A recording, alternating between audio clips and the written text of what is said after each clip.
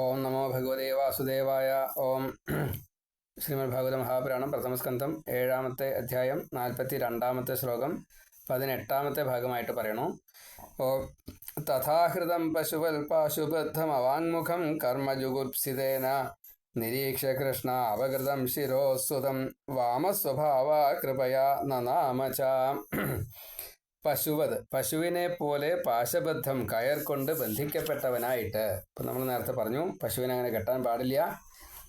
എങ്ങനെയാലും പശുവിനെ കെട്ടിക്കൊണ്ടുവന്ന പോലെ തഥാഹൃതം, ആ സമയത്ത് അവിടേക്ക് ആഹൃതം കൊണ്ടുവരപ്പെട്ടതായിട്ടുള്ള കർമ്മജുഗുപ്സിതേന, കർമ്മത്തിൽ നിന്നുണ്ടായ ലജ്ജ കൊണ്ട്, അശ്വത്ഥമാവ് സ്വയം ചെയ്ത കർമ്മം വളരെ തെറ്റാണ് എന്ന് ആ സമയത്ത് തോന്നിയത് കൊണ്ട് ലജ്ജ വന്നു.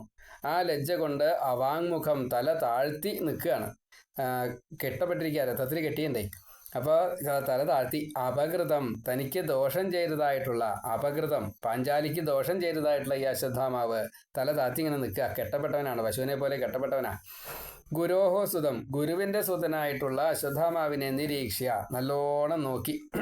പാഞ്ചാലി തൻ്റെ മക്കളെ കൊന്നതായിട്ടുള്ള ഭർത്താവിൻ്റെ ഗുരുവായിട്ടുള്ള ദ്രോണരുടെ പുത്രനായിട്ടുള്ള ബ്രാഹ്മണനായിട്ടുള്ള അശ്വത്ഥമാവിൻ്റെ ലജ്ജ കൊണ്ട് തല കുനിച്ചതായിട്ടുള്ള ഈ പശുവിനെ പോലെ തന്നെ കയറുകൊണ്ട് കെട്ടി രഥത്തിൽ കെട്ടിയിട്ടുണ്ട്.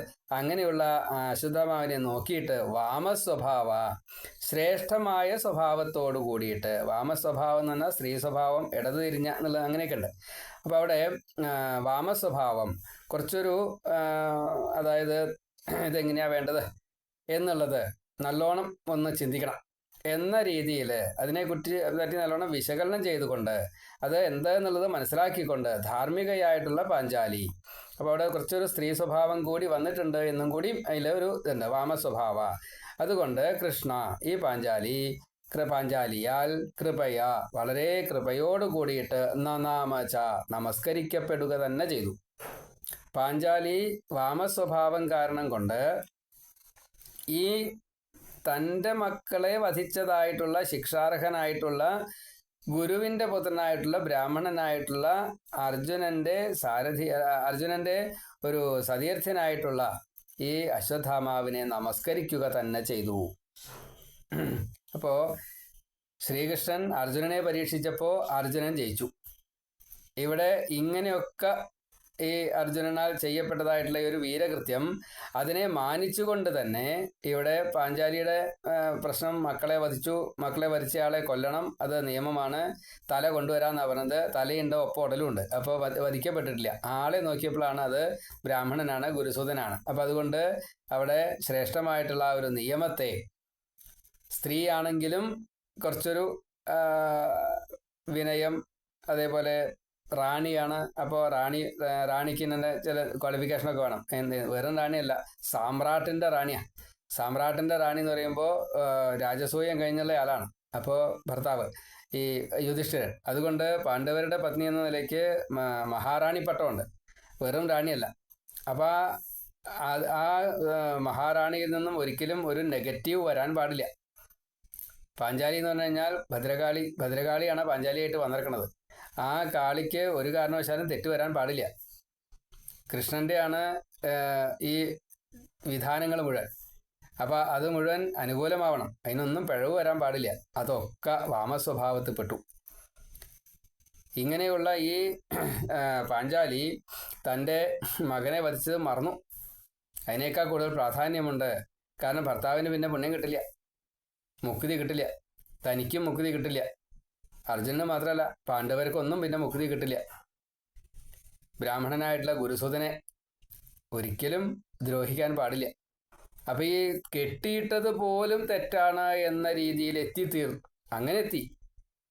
പാഞ്ചാലിയുടെ മനസ്സ് വീണ്ടും വീണ്ടും ഉയരുകയാണ്. ദുഃഖമുണ്ട്, മക്കളെ കൊന്നു, മക്കളെ കൊന്നത് പോട്ടെ, പരമ്പര നശിച്ചു, ഇനിയില്ല. അപ്പോൾ വല്ലാത്ത വിഷമം തന്നെയാണ് ഉണ്ടായത്. അതും ഉറങ്ങിക്കിടക്കുന്ന കുട്ടികളെയാണ്. ഉറങ്ങിക്കിടക്കുന്നു കുട്ടികളാണ്, മറ്റേ കുലത്തിൻ്റെ അടുത്ത പരമ്പരയ്ക്ക് അവകാശികളാണ്. ഒരേ ഇത് മാത്രമേ ഉള്ളൂ, വേറെ ഒന്നുമില്ല. ആയുധമില്ല കയ്യിൽ, ക്ഷീണിച്ചിരിക്കുകയാണ്. ആ സമയത്ത് രാത്രിയാണ്, ഉറക്കാണ്. അങ്ങനെ പറയുമ്പോഴേക്കും കൂട്ടുകാരൻ്റെ മക്കളാണ്, അനവധി ഉണ്ട്. അതൊക്കെ പഴച്ചു. ഈ അശ്വത്ഥാമാവിൻ്റെ പ്രവൃത്തിയിൽ ഈ ലജ്ജ വരാൻ ഇനി വേറൊന്നും വേണ്ട, അത്ര കൂടുതൽ ലജ്ജ അർഹതയുണ്ട്. എന്നിട്ടും ഇത് കണ്ടു കഴിഞ്ഞപ്പോൾ വാമസ്വഭാവ. അപ്പം അതുകൊണ്ട് ആ പ്രവൃത്തി ഏറ്റവും മികച്ചതായി എന്ന അർത്ഥത്തിലാണ്, സ്ത്രീ സ്വഭാവത്താൽ സംഭവിച്ചതാണ്. മഹാറാണി പട്ടം. അപ്പം അതിന് ആ വ്യക്തി അത്രയും എല്ലാവരും ശ്ലാഘിക്കപ്പെടണം. ആ വ്യക്തിയുടെ പ്രവൃത്തി, മഹാറാണി സ്ത്രീയാണ്. അപ്പം ആ ഒരു ഭാവത്തിൽ തന്നെ മാതൃവാത്സല്യം വേണം അവിടെ. അതും അവിടെ സംഭവിച്ചു. കൃപി തൻ്റെ കൂട്ടുകാരത്തിയ, അല്ലെങ്കിൽ അങ്ങനെ ഒരു രീതിയിലാണ് കാണുക. അപ്പോൾ ഞാൻ എൻ്റെ മക്കളെ ഇപ്പം നഷ്ടപ്പെട്ടപ്പോൾ എനിക്കുണ്ടായിട്ടുള്ള ദുഃഖം എത്രയാണോ അത് തന്നെയല്ലേ ഈ ദ്രോണരുടെ പത്നിയായിട്ടുള്ള കൃപിക്ക്. ദ്രോണർ മരിച്ചു, ആകെ ഒരേ ഒരു കുട്ടിയേ ഉള്ളൂ. ആ കുട്ടിയാണ് അപ്പോൾ ഇങ്ങനെ കെട്ടപ്പെട്ട് നിൽക്കുന്നത്, വധിക്കാൻ വേണ്ടിയിട്ട് നിൽക്കുന്നത് അശ്വത്ഥാമാവ. ഇയാളും കൂടി മരിച്ചു കഴിഞ്ഞാൽ ആ സ്ത്രീക്ക് പിന്നെ ആരാണ്ടാവുക കൂട്ട്? അപ്പം അതുകൊണ്ട് ആ കൃപിയെ ഒന്ന് ഓർത്തു. ഇതാണ് വാമസ്വഭാവം.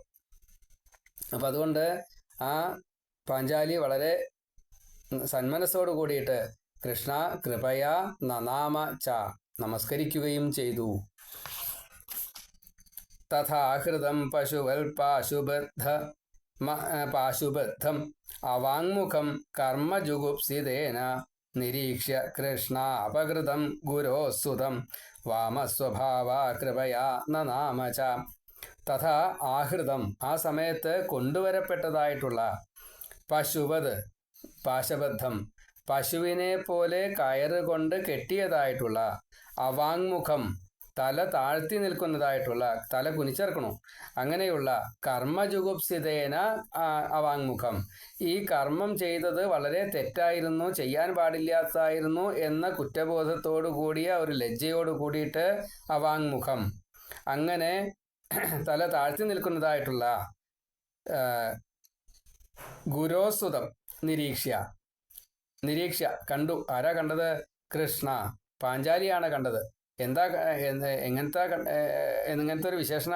അപാകൃതം. കൃഷ്ണഗുരപ്പ അപകൃതം, ചീത്ത പ്രവൃത്തി ചെയ്തു. എന്ത് പ്രവൃത്തി? തൻ്റെ മക്കളെ കൊല്ലുക എന്ന പ്രവൃത്തിയാണ് ഈ ഗുരോസുതം, ഗുരുവിൻ്റെ സുതൻ ചെയ്തതേ. അശ്വത്ഥാമാവിൻ്റെ ഒരവസ്ഥ, തല താഴ്ത്തിയിരിക്കണു, അത് സ്വന്തം കർമ്മത്തിലുള്ള തെറ്റാണ് എന്നുള്ള മനസ്സിലായിട്ടുള്ള ലജ്ജയാണ് കാരണം. പശുവിനെ പോലെ കയറുകൊണ്ട് കെട്ടിയിട്ടിട്ടുണ്ട്. അശ്വത്ഥാമാവ് ദ്രോണരുടെ പുത്രനാണ്, അവിടെ പാഞ്ചാലിയുടെ മക്കളെ കൊന്നവനാണ്. ഈ തെറ്റ് വലിയ തെറ്റാ. അപ്പോൾ ഗുരോസുതം നിരീക്ഷ്യ, ഈ ഗുരുവിൻ്റെ സുതനെ കണ്ടു കഴിഞ്ഞപ്പോൾ എങ്ങനത്തെ ഗുരു? അപകൃതം, ചെയ്യാൻ പാടില്ലാത്ത തെറ്റ് ചെയ്തയാളാ. കൃഷ്ണ ഈ പാഞ്ചാലി ഇങ്ങനെ കണ്ടു. എന്നിട്ടോ വാമസ്വഭാവ, അതിശ്രേഷ്ഠമായിട്ടുള്ള ഈ കുലീനത, അനവധിയുണ്ട് വിശേഷണങ്ങൾക്ക്. അപ്പോൾ അത് മുഴുവൻ കൃപയാ. എത്രത്തോളം കാരുണ്യം വന്നു!